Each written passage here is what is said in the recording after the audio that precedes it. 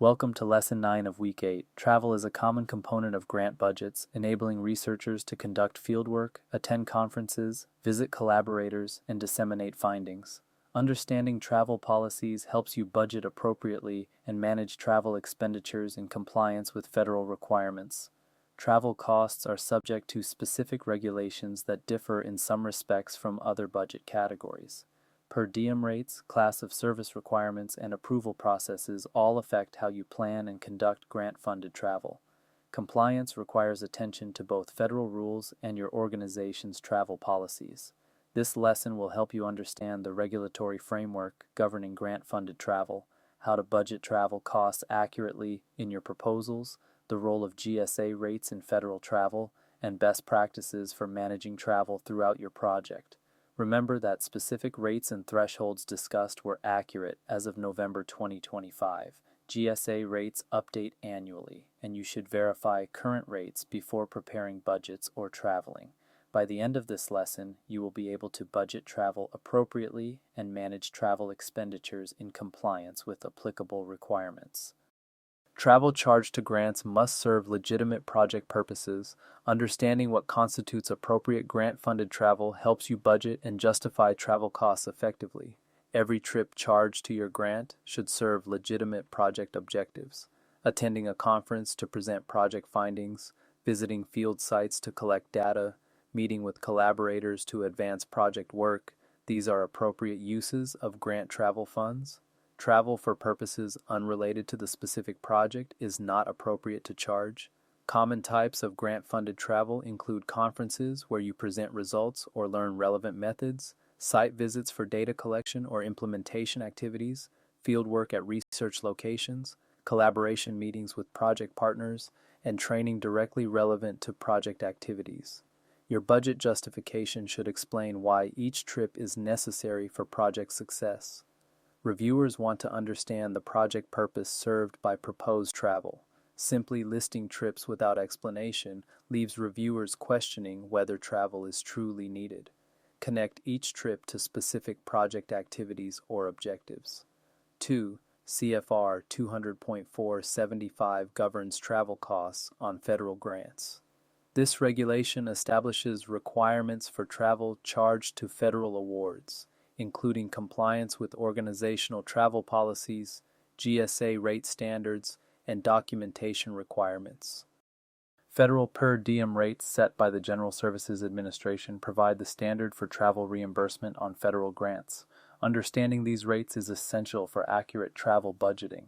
GSA sets per diem rates that establish maximum daily reimbursement for federal travelers. These rates represent what the government considers reasonable for lodging and meals in various locations. Federal grants typically require compliance with GSA rates unless your organizational policy provides lower limits. Per diem has two components: lodging and meals and incidental expenses known as M&IE. The lodging rate covers overnight accommodations. The M&IE rate covers breakfast, lunch, dinner, and incidentals like tips. These components are set separately and vary by location. Rates are location-based because costs vary significantly across destinations.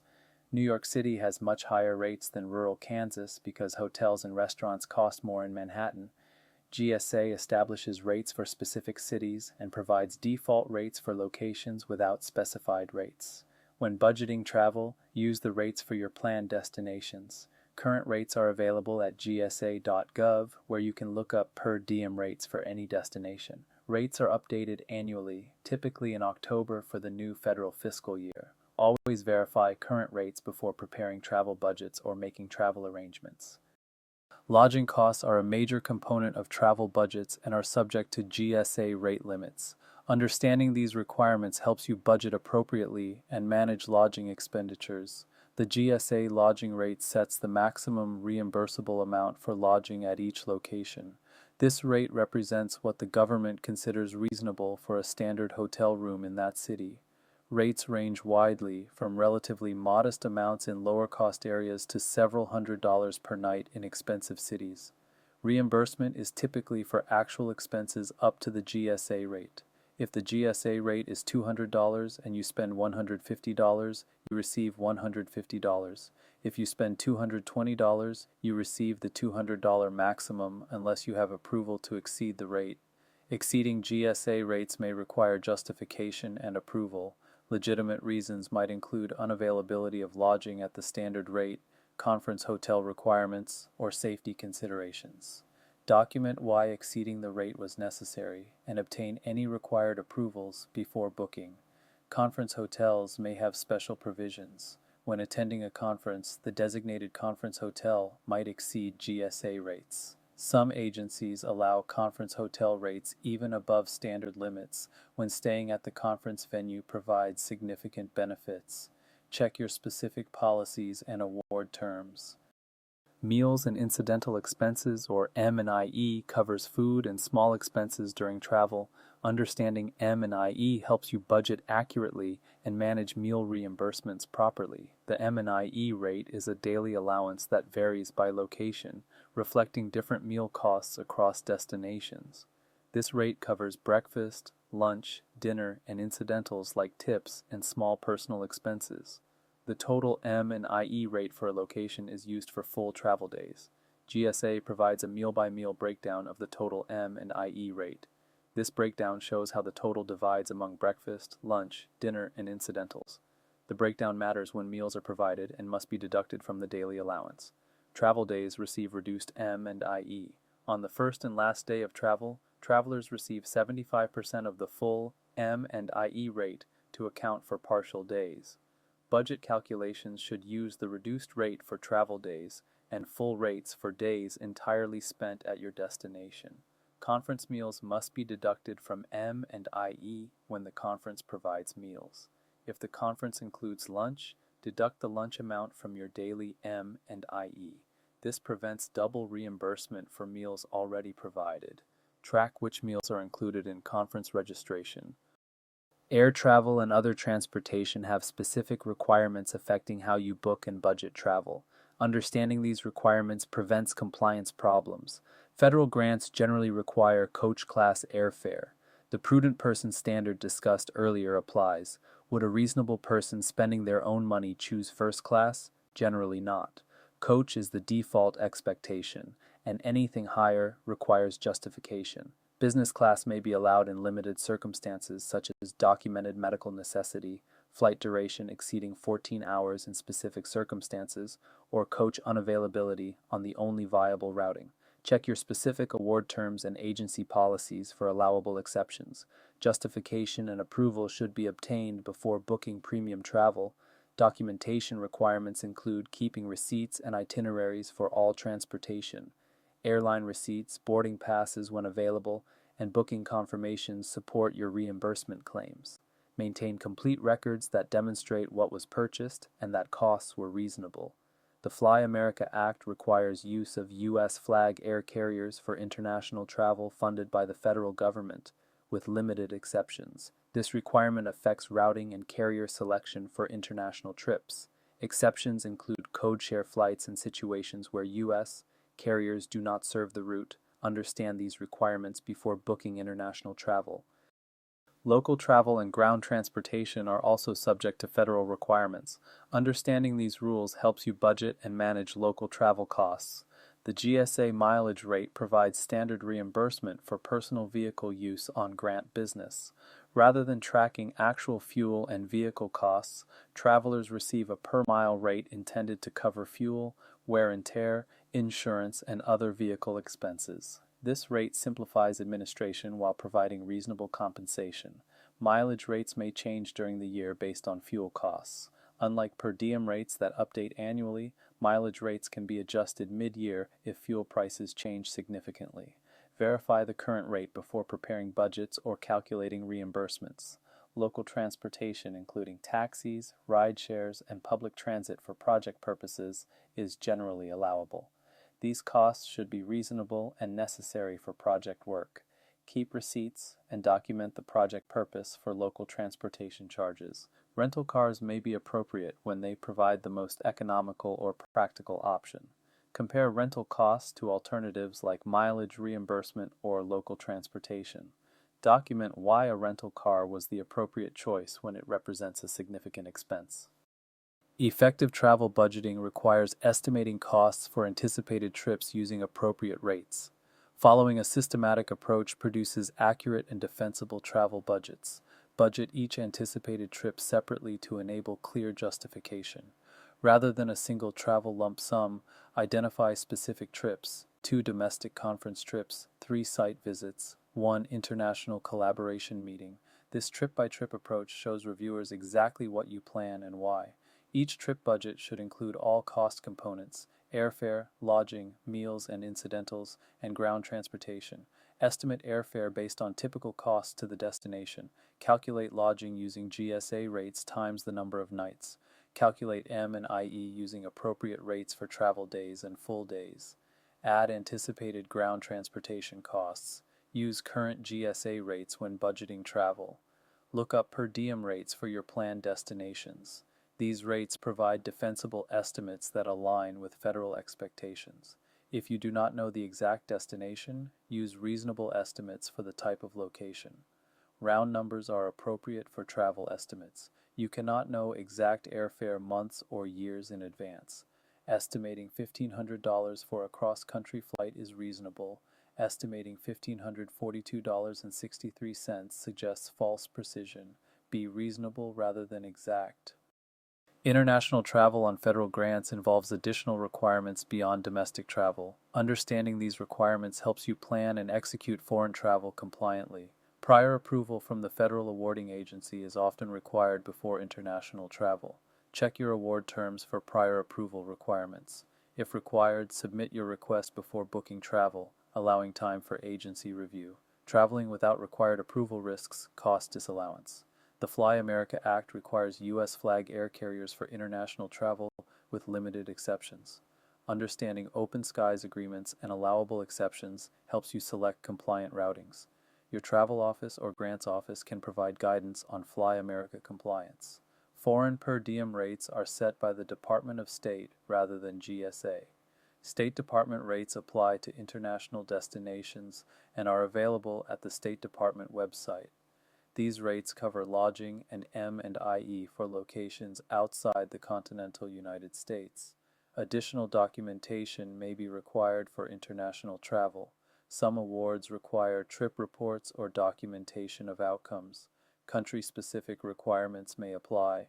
Build documentation practices into your international travel planning to ensure compliance with all applicable requirements. Proper documentation supports travel reimbursements and protects your organization during audits.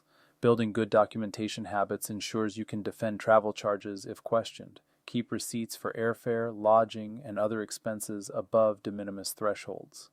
Your organization's policy specifies receipt requirements. Even when receipts are not strictly required, having them available provides better audit protection than relying solely on credit card statements. Maintain itineraries recording travel dates and destinations. Flight confirmations, hotel reservations, and meeting agendas all document when and where you traveled. These records should align with the dates and locations on your expense reports. Purpose documentation records the project connection for each trip. A brief note explaining why the trip was necessary and what project objectives it served provides important context. This documentation demonstrates that travel served legitimate project purposes. Approval records should include copies of any required approvals. If foreign travel required prior approval, keep the request in response. If exceeding GSA rates required justification, maintain documentation of that approval. These records demonstrate compliance with approval requirements. Several common errors create compliance problems with travel costs. Recognizing these mistakes helps you avoid them in your own grant management. Exceeding GSA rates without proper justification creates audit risk. If you spend above rate limits, have documented justification for why the higher costs were necessary and appropriate. Consistent over-rate spending without good reasons suggests poor travel management or disregard for requirements. Missing required approvals can result in disallowed costs even when the travel itself was appropriate. If your award requires prior approval for foreign travel and you travel without obtaining it, costs may be disallowed regardless of whether the trip was legitimate and necessary. Know your approval requirements and follow them. Inadequate documentation makes it difficult to defend travel charges. If you cannot demonstrate where you went, when, why, and what you spent, auditors may question the charges. Build documentation practices into your travel routines to ensure complete records. Mixing personal and grant-funded travel requires careful handling. If you extend a trip for personal reasons, only the grant-related portion is chargeable. Document the business itinerary clearly and ensure charges reflect only the project-related portion of combined trips. Beyond federal requirements, your organization has its own travel policies that also apply. Understanding the interplay between federal and institutional requirements ensures full compliance. Your institution likely has additional travel policies covering booking procedures, approval requirements, reimbursement processes, and preferred vendors. These policies apply to grant-funded travel just as they apply to other institutional travel. Familiarize yourself with your organization's travel policies. Organizational policies may be more restrictive than federal requirements. If GSA allows $200 for lodging but your institution caps at $175, you must follow the lower institutional limit. The most restrictive applicable policy governs. Know your institution's travel approval requirements. Many institutions require pre-approval for travel, particularly international travel or travel exceeding certain dollar thresholds. Obtain necessary institutional approvals in addition to any federal prior approvals required by your award. Follow established procedures for expense reports and reimbursement. Your institution has processes for submitting travel expenses, required documentation, and approval workflows. Using proper procedures ensures timely reimbursement and creates appropriate audit trails. Following best practices for travel management helps you control costs, maintain compliance, and avoid problems. These practices should become standard elements of your project travel. Plan ahead by booking travel early when possible.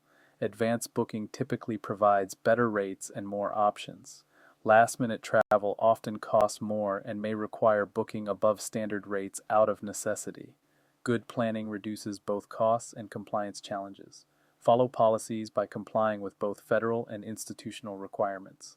Know what policies apply to your travel and follow them consistently. When requirements conflict, follow the more restrictive policy. Compliance protects your organization and ensures costs remain reimbursable. Document thoroughly by maintaining complete records for all travel. Keep receipts, itineraries, purpose documentation, and approval records. Organized documentation makes expense reporting easier and provides strong audit protection. Review carefully by checking expense reports for accuracy before submission. Verify that charges match receipts, dates are correct, and all required information is included. Careful review prevents errors that could delay reimbursement or create compliance questions later. Travel budgets may need adjustment as projects evolve. Understanding the flexibility available and its limits helps you manage travel resources effectively throughout your project. Rebudgeting allows you to shift funds to or from travel if project needs change. If you discover mid-project that additional site visits are needed, you might rebudget funds from supplies to travel. Federal grants generally allow some flexibility in moving funds between budget categories. Limits apply to significant increases in travel budgets. Moving modest amounts usually does not require approval, but substantial increases, often defined as increases exceeding 25% of a category or total budget, may require prior approval. Know your award terms regarding budget flexibility.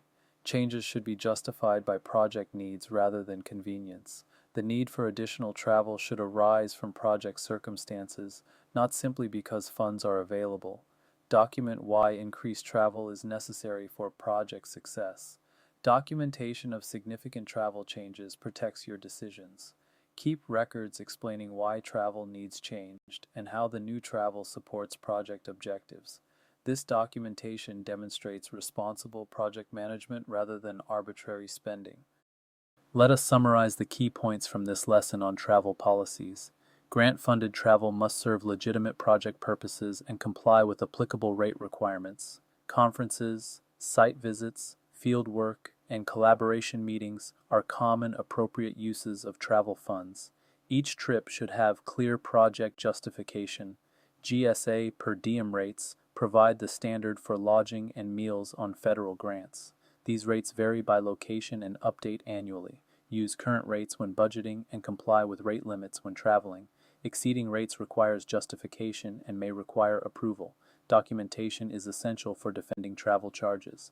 Keep receipts, maintain itineraries, document project purpose, and retain approval records. Complete documentation makes expense reporting straightforward and provides strong audit protection. In our next lesson, we examine the distinction between equipment and supplies. This distinction matters significantly for budgeting, tracking, and compliance purposes. Understanding the threshold and requirements for each category helps you classify purchases correctly and manage them appropriately. Practice exercise. Budget a conference trip to a city of your choice using current GSA rates. Include airfare, lodging for 3 nights, meals for 4 days, including travel day adjustments and ground transportation. What is your total estimated trip cost?